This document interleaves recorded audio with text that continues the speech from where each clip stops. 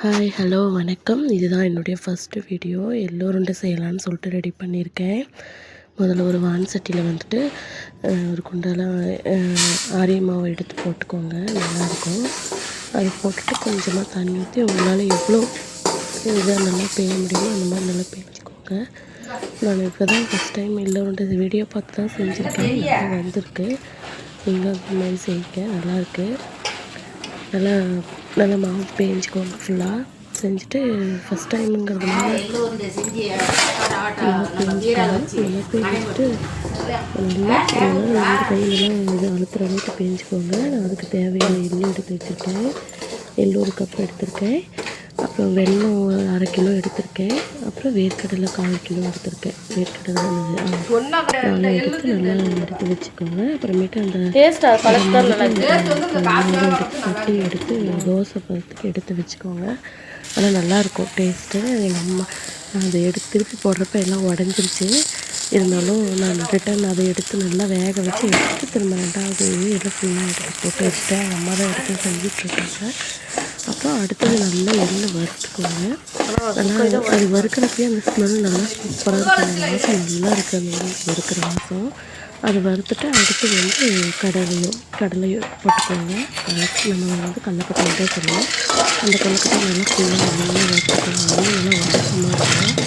அதுவும் நல்லா வாசமாக இருக்குது. அதெல்லாம் எடுத்துகிட்டு வெள்ளத்தையும் நல்லா இடித்து வச்சுக்கோங்க.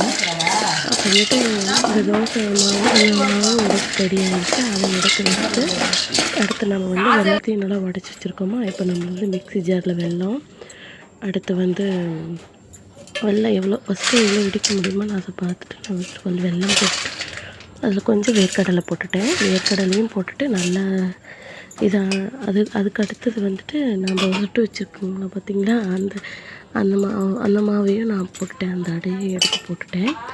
அடுத்து வந்துட்டு இது எள்ளு இருக்குல்ல, எள்ளு வறுத்து வச்சுருக்கும்போது அதையும் எடுத்து போட்டுட்டேன். நல்லாயிருக்கு. நல்லா வாசமாக இருக்குது. நம்ம எடுத்து போடுறப்ப தேவைப்பட்டால் 2 ஏலக்காய் போட்டுக்கோங்க. நான் ஏலக்காய் போட்டிருக்கேன். அப்புறம் அதை எடுத்து நல்லா மிக்சியில் கொரன்னு அரைச்சிக்கோங்க. நல்லா சூப்பராக அப்படியே வாசமாக இருக்குது. நான் அப்படியே ஒரு உருண்டை பிடிச்சி ஃபஸ்ட்டு ட்ரை பண்ணி பார்க்கலான்னு சொல்லிட்டு நான் ஒரு 4 உருண்டை பிடிச்சிருக்கேன். நல்லா சூப்பராக வாசங்க செம்மையாக இருக்குது வாசம். அதை எடுத்து வச்சுட்டு நான் ஒரு 2 பவுலில் போட்டு வச்சுருக்கேன். எங்கள் அக்கா வந்து நீ இந்த பவுலில் போட்டு எடுத்து வச்சு காமிக்கிட்டினாங்க. அதனால எடுத்து வச்சு தான் காமிச்சேன். நல்லாயிருக்கு. அப்புறம் இருக்கிறது எல்லாம் நல்லாயிருக்கு. அதனால இருக்கிறது எல்லாமே ரிட்டன் எடுத்து இருக்கிறத நல்லா காமிங்கிறாங்க. அவங்களே நல்லா வீடியோ எடுக்கலை, அப்போ எடுத்து வச்சிட்டேன். சரி, மீதி இருக்கிறது எல்லாமே நாங்கள் வந்து அரைச்சி உருண்டை பிடிச்சி வச்சுருக்கேன். நல்லா இருக்குங்க. கல் ஃபுல்லாக எண்ணெயாக வருது. ஃபஸ்ட் டைம் வந்திருக்கு. இந்த மாதிரி நீங்களும் வீட்டில் ட்ரை பண்ணி பாருங்கள். நல்லா வரும். வீட்டில் பாப்பா குழந்தைங்களுக்கெல்லாம் செஞ்சு கொடுங்க. நல்லா உருண்டை பிடிச்சி நல்லா எண்ணெய் மாதிரி வருது. நல்லா வீட்டில் நம்ம செஞ்சு கொடுத்து எல்லாருமே சாப்பிடலாம். வெளியில் நம்ம வந்து ஸ்நாக்ஸ் வாங்கிறதுக்கு பதிலாக நம்ம இதையே அவங்களுக்கு செஞ்சு கொடுத்தோமோ அவங்க சாப்பிட்டுக்குவாங்க. பாய்.